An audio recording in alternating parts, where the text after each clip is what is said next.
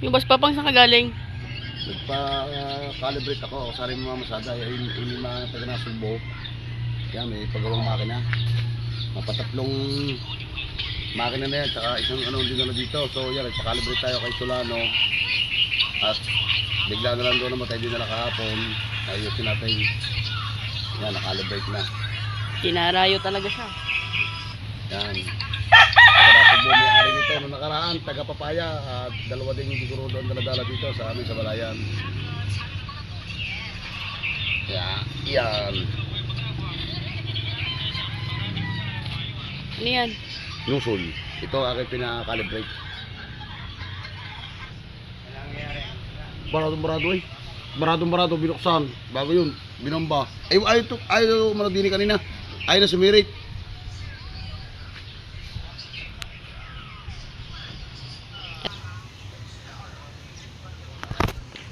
Hindi yung kabiyahe.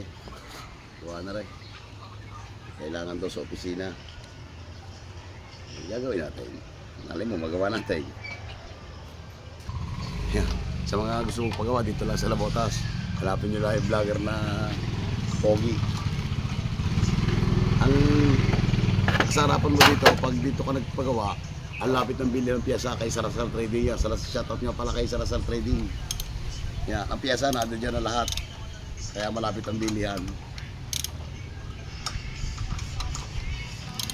Pag hindi magagawa, bumili ka na ng bagong makina kay Salazar.